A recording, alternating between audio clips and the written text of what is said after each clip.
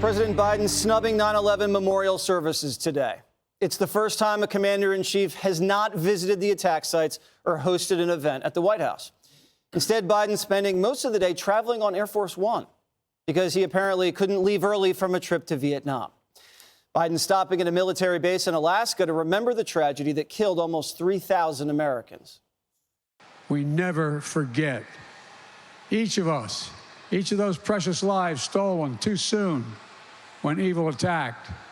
Ground Zero in New York, and I remember standing there the next day and looking at the building. I felt like I was looking through the gates of hell. I'm just returning from the G20 summit in India. These trips are an essential part of how we're going to ensure the United States is flanked by the broadest array of allies and partners who will stand with us and deter any threat to our security, to build a world that is safer for all of our children.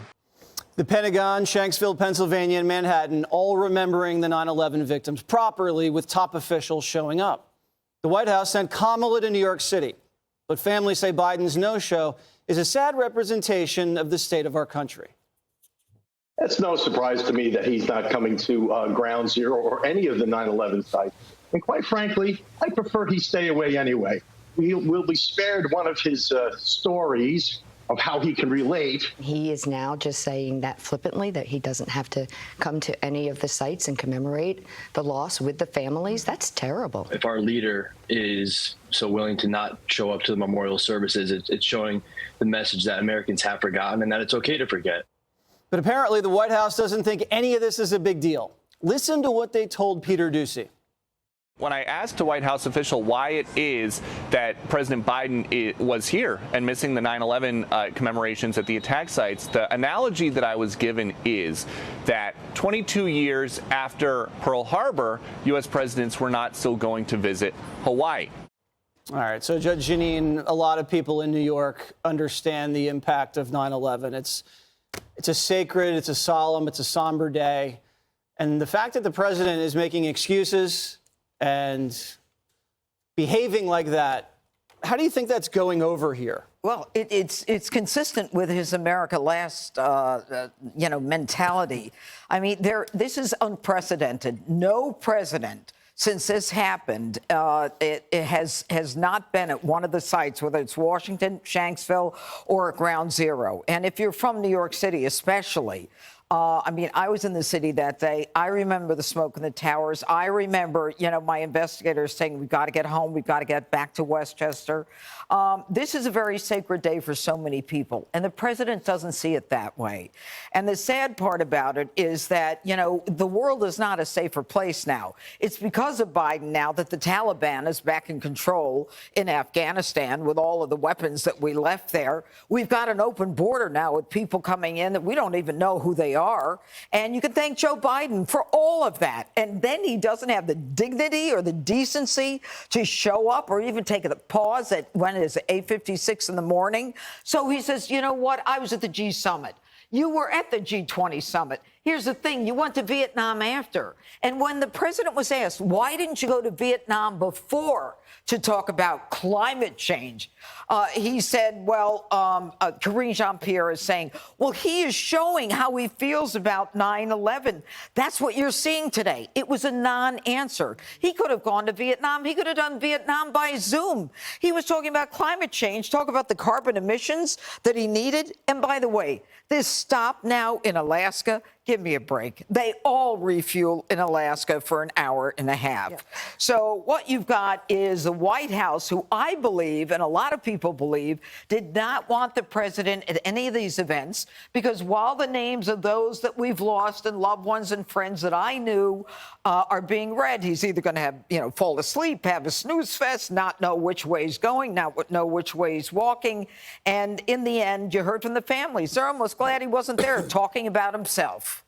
Do you agree that the White House was trying to actively avoid one of these sites on this day?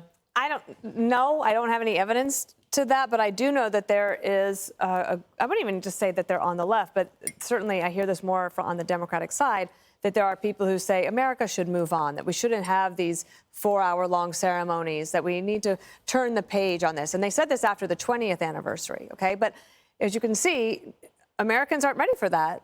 They want to have this occasion. And actually, what was extremely moving for me today, while we showed this on America's Newsroom, are how many young people were brave enough and courageous enough to get control of their nerves and stand up and read several names, and then at the end talk about someone whom they might not have ever known, but they wish they had known. An aunt, an uncle, a grandfather.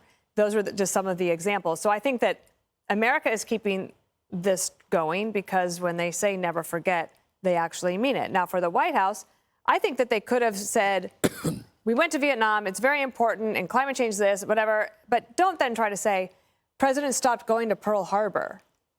Just leave it at the fact that if you think that if that work was so important for him to do in Vietnam, great. And the other thing is, why does he miss every layup? This is something that you show up as the president. Everyone respects you. They thank you for trying to unify the country, even if it is just for a day, and they missed it. He's not even able to execute the ceremonial aspects of the presidency. That's a huge concern. Well, here's the reason why he's not going. Did you see that performance in India? Not good. Yeah, he's a cross between, Jeff Dunham's doll, Walter, and the gym coach from Beavis and Butthead. A microphone is a bigger threat to Biden than terrorism, according to the White House. I don't blame him. He's gone. He's like a child imitating a foreign language. It sounds like it's French, but it's babble. I blame, I guess, our government, our education, our media for erasing our unified love for those who gave their lives saving others. Unity since then has been replaced by division. Remember Shanksville? It's no George Floyd. But we will never know. We will never know how many black, white, Asian, or brown lives they saved. They gave their lives so others would live. We should be teaching that in class instead of gender dysphoria, but it's not as edgy or as cool. Why bring up George Floyd on 9/11? I'll make it simple. We've changed. The circumstances of Floyd's death was used to vilify every law enforcement officer in America. It's as if a total of 72 law enforcement officers didn't die on that day on 9/11, right? Or any other day. How many died? That just was erased.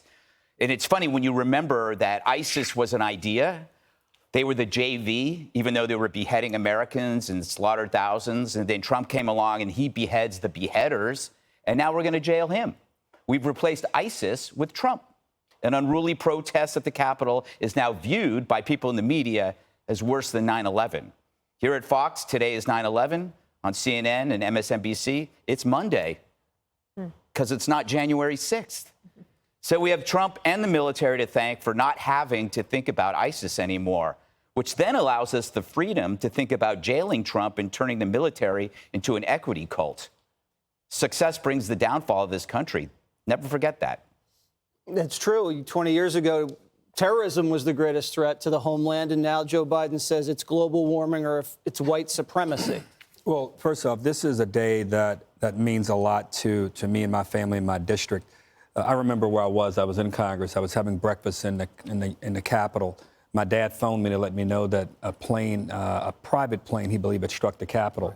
There was a confusion in the first plane. I said, let me know what else happens. I was sitting at breakfast with the deputy HUD secretary talking about things from my district. He called back, so you better go back to your office. The second plane is attacked. I remember getting my staff out, a young man of Southeast Asian descent that I was worried, knew his family well, was worried that he might be mistaken for someone that many believed at that time it was a Middle Eastern attack on the country. So I grabbed him and we got to safety at the United States Capitol Police. I remember how beautiful the day was, how sunny it was, and how surprising it was. Whomever made the comment about Pearl Harbor, they should not allow that person to make any comments again at the White House. I don't relate this day, Greg, to any day. That day is above. I'm only 53. I don't have a lot of reference points, but that day was a turnaround in terms of people being inspired to serve our country. I've watched Martha McCullum's show, your show, all the shows earlier we had on veterans. Young people who said they were inspired to serve their country and fight for their country because of that day. It was the beginning of our shift and pivot towards being energy independent. We realized that we couldn't fight a war and at the same time fund the people who were fighting us in the war by buying all of their gasoline and fossil fuel products. We began to streamline the way our intel services under President Bush, how they communicated. We created the Department of Homeland Security. So many things came out of this day. I do hope, I was happy to see the president at a base in Alaska, but they didn't think this one through fully. The president should have been here and or D.C., and every president should always be in Washington or New York on this very solemn day. I agree. Well said, Harold. Hi, everyone. I'm Brian Kilmeade. I want you to do me a favor. I want you to click to subscribe to the Fox News YouTube page. This is the only way that I know for sure that you're not going to miss any great commentary, any great news bites, any great interviews coming your way on Fox. You can get it all here on YouTube. So subscribe right now.